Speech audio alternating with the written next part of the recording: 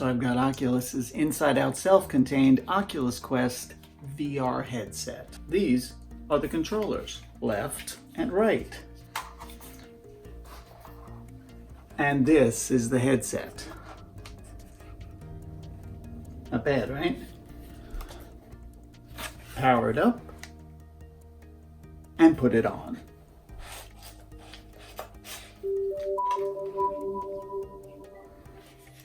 Inside the headset, you'll find two OLED screens, high-resolution screens.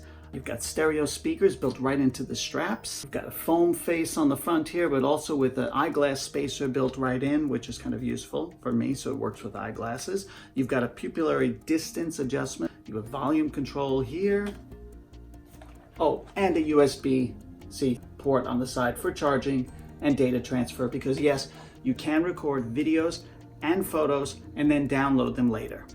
So here's what you gotta know about this headset. It has 4 ultra-wide sensors that give you positioning within the room. This is called Oculus's Insight system. It helps you build a thing called the Guardian, which is basically a fence, a virtual fence that you can't or shouldn't step outside or swing outside when you're playing with or using the Oculus Quest headset. Now, I draw it with this along the floor, and right now I can actually see the camera. I can see the room with something called pass-through. So that's basically, it's like a black and white version of the room here. It's a little grainy, but I can see clearly and I can figure out how to draw the room. Once I draw the room, I'm gonna be inside the VR experience. So here I go. First I do the ground floor. Next, I define the play area.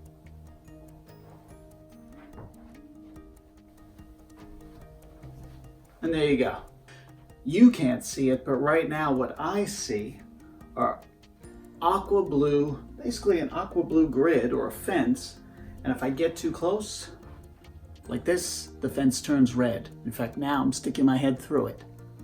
But if I do this, and now I've got my head outside the Guardian and into the pass-through space, and I'm basically looking at the camera.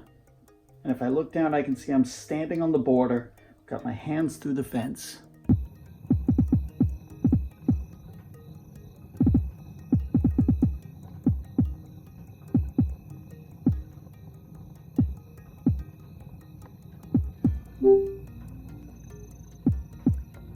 So I'm about to play a game called Beat Saber.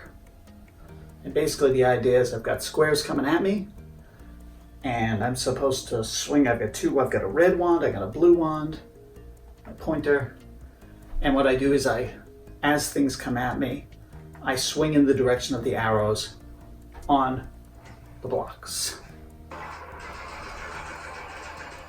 Whoops.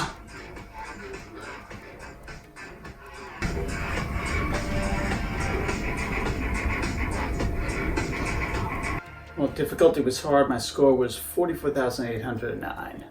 Not bad. So that's what it's like to watch someone playing VR. Here's the other thing.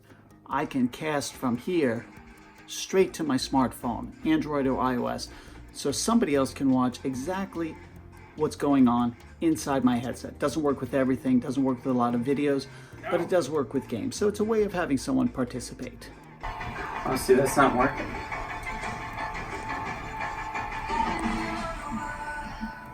Couple other data points about this headset. It's got 64 gigabytes of storage inside of it.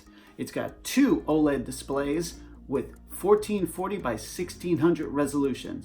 At 580 grams, the Oculus Quest can get a little uncomfortable if you've been wearing it for close to an hour, as I have on some occasions. Better resolution, body and hand tracking, 2 great Oculus Rift style remotes, all for $399. The resolution is better, the gameplay is better.